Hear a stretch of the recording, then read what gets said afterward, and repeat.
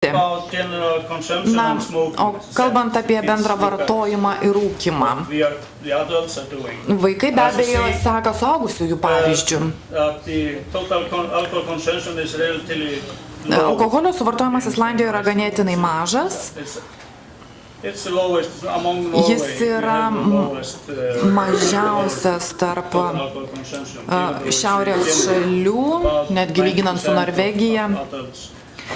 Tik 19% suaugusiųjų geria alkoholį. Kažkiek to alkoholio geria. Taip pat rūkymas nėra populiarus. Turiu duomenis iš praeitų metų.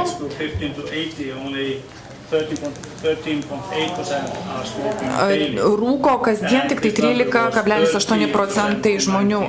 91 metais tas skaičius buvo 30% ir šis procentas labai palaipsniui mažėjo daugelį metų, taigi labai džiaugiamės tokiu rezultatu.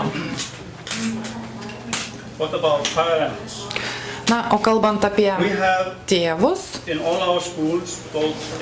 visose mokyklose tiek pagrindinėse mokyklose, tiek vidurinėse mokyklose iki 20 metų amžiaus, kuriuose mokosi mokiniai, mes turime ir nevyriausybinės tėvų organizacijas ir taip pat jose veikia ir tėvų tarybos, visos mokyklos turi tėvų tarybas. Jos yra formalesnės, jos užsiima stebėseną, labiau reguliuoja mokyklų politiką ir panašius dalykus.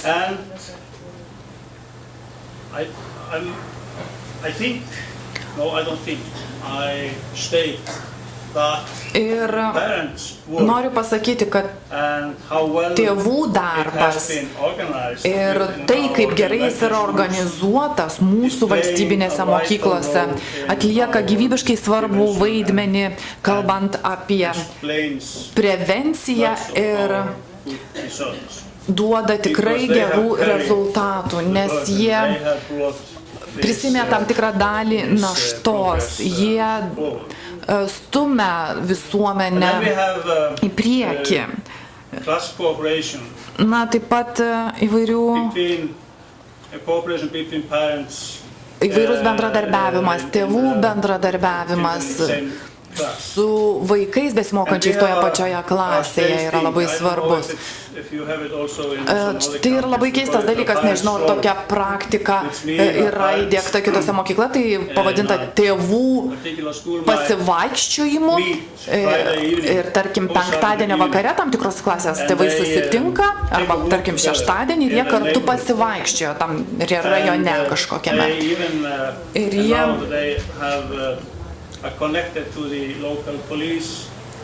palaiko ryšius su vietos policija, su vietos valdžios institucijomis, su savivaldybėmis. Ir jeigu kas nors, tarkim, vyksta, jie mato, kad kažkas vyksta negero, jie gali tiesiog apie tai pranešti. Arba gali surasti vaikų, kurie kelia problemų, tėvų pavardės telefonų knygoje ir paskambinti tėvams, kodėl tie vaikai yra lauke. Ir jie gali tiesiog ateiti prie tam tikro namo, pasibelsti duris ir paklausti, kas gyvena šitame name, arba paskambinti ir paklausti, kas vyksta. Ar tai yra leidžiama daryti, ar tėvai leido vaikams užsiimti tam tikrą veiklą ir panašiai. Ir vaikai žino, kad tokia kontrolė yra vykdoma. Be abejo, vaikai nenori, kad tėvų grupė juos tiesiog pagautų, apsirengę, pavyzdžiui, geltonais kažkokiais ryškiais rūbais. Taigi, taip pat kalbama ir apie tos, kurie pardavinėja narkotikus jaunuoliams. Jiems taip pat yra labai neparanku, kad juos pamatytų tie tėvai gatvėse, nes jie gali paskambinti policijai iš karto. Arba netgi užsirašyti automobilių valstybinius numerius, arba galbūt juos nufotografuoti. Taigi tiems narkotikų prekeiviams tai taip pat neparanku. Galbūt tie tėvai elgiasi šiek tiek kaip policininkai. prekybininkai, bet iš tiesų tai yra dar vienas iš šaltinių, kuris mums pasako, kas vyksta gatvėse. Mums nereikia kreiptis tiesiog į policiją arba į kitas institucijas.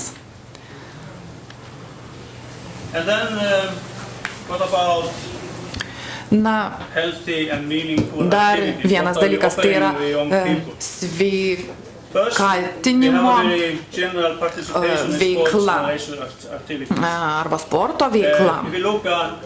Jeigu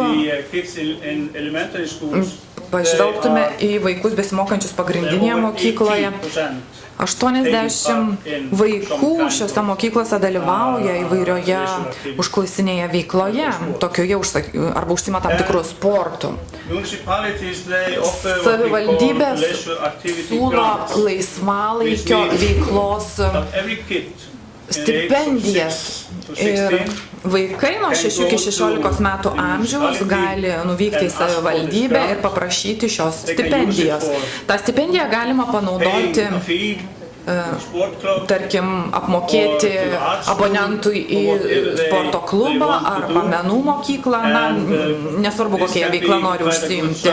Na ir ta suma gali būti gana didelė, jeigu gerai apskaičiavau, didžiausia stipendijos suma gali siekti 200 eurų kiekvienam vaikui kasmet.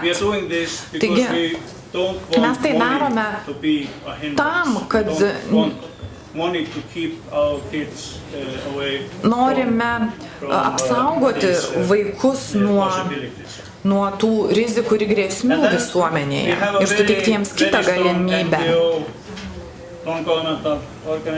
Labai stiprios nevyriausybinės organizacijos, korporacijos veikia visose šiaurės šalyse ir jos atlieka labai svarbu vaidmenį ir būtent nevyriausybinės organizacijos yra tos vėliavnešės, tos pagrindinės tokių projektų vykdytojos.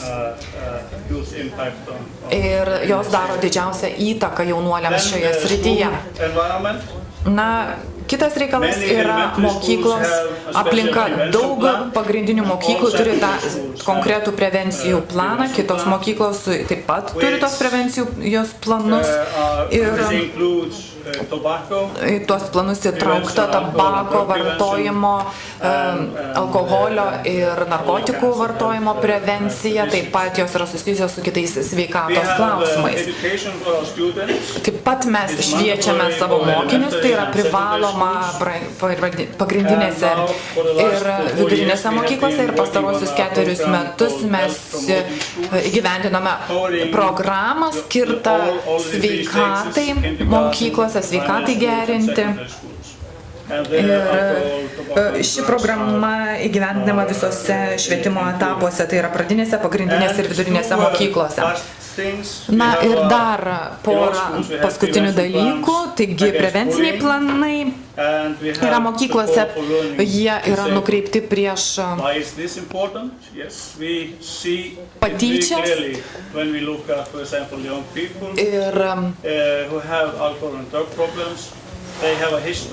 ir taip pat registruojami tie mokiniai, kurie turi problemų su narkotikais arba alkoholiu. Ir mūsų praktika rodo, kad tie mokiniai paprastai iš jų buvo tyčiojamasi, dėl to jie pradėjo rūkyti arba vartoti alkoholį. Na ir kągi mes mėginame padaryti mokyklose. Mes mėginame su jais mokyklose susitikti ir jau mokyklose padėti spręsti tą problemą arba bent jau patenkinti jų poreikius. Rinkodara, reklama. Alkoholio ir tabako reklama yra visiškai uždrausta Islandijoje, bet mums netrodo, kad tai veikia 100% arba tinkamai. Mes jau kreipėmės į parlamentą,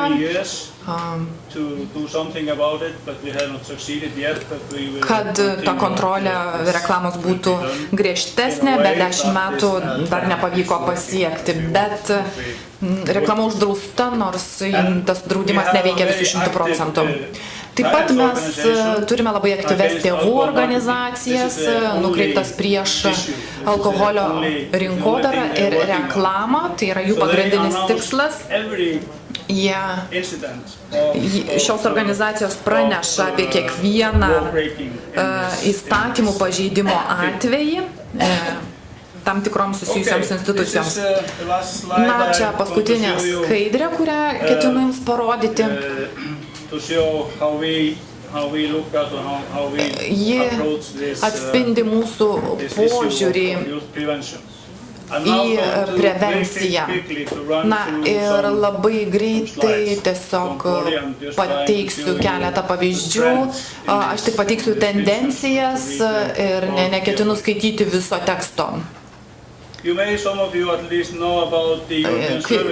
Kai kas iš jūsų galbūt jau žinote Europos alkoholio ir narkotikų prevencijos projektą, jisai vadinamas ESPAD ir įsigyvendinimas daugelį Europos valstybių. Ir ši priemonė iš tikrųjų labai puikiai, ji padeda stebėti pokyčius, kas vyksta kiekvienoje valstybėje ir palyginti atskiras valstybės. Ir tai yra labai svarbu, nes tas tyrimas atliekamas taikant standartizuotą metodiką. Na ir pateiksiu keletą tiesiog iliustracijų. Noriu, kad atkreiptume dėmesį į du dalykus. Vienas iš jų, kad pamatytumėte, kokia yra tendencija visose šiaurės šalyse. Aš traukiau ir Lietuvą ir taip pat norėčiau, kad atkreiptumėte dėmesį būtent į Islandiją, kokie įvyko ten pokyčiai. Na ir pradėsime nuo cigarečių vartojimo. Čia kalbam apie vartojimą nuo 15-16 metų amžiaus. Na ir cigarečių rūkymas šiose valstybėse mažėjo. Bet jeigu pažiūrėtume į Islandiją, kuri yra viduryje, jūs matote tiesiog tą stabilų mažėjimą, labai gražus, stabilus mažėjimas. Cigarečių rūkymas tikrai labai stabiliai mažėja, tačiau bendra tendencija yra būdinga visoms valstybėms. Kai kuriuose galbūt tas mažėjimas nėra toks stabilus, galbūt buvo pasiekta kažkokia viršutinė riba, bet mes vis dar matome, kad tendencija yra mažėjanti. Na, kitas rodiklis. Cigarečių surūkymas per paskutinės 30 dienų. Vėlgi mes matome tą mažėjimo tendenciją visose valstybėse. Islandijoje vėlgi labai graži, stabili, palaipsniška mažėjimo tendencija akivaizdi. Na, cigarečių rūkymas kasdien, kalbant apie vaikus 13 metų ir jaunesnius. Vėlgi matome, kad visose šalyse buvo pasiekta tam tikra aukščiausia riba ir vėlgi matome tą mažėjimo tendenciją. Na, dabar pereiname prie alkoholio vartojimo per visą gyvenimą.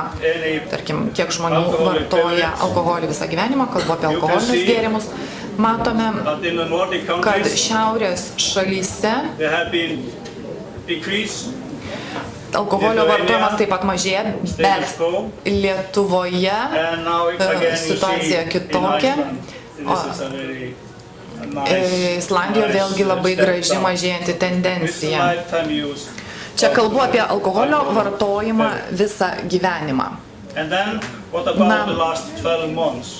o kokia situacija, kalbant apie alkoholio vartojimą per 12 paskutinių mėnesių? Tendencija yra labai panaši, pokyčiai yra labai panašus.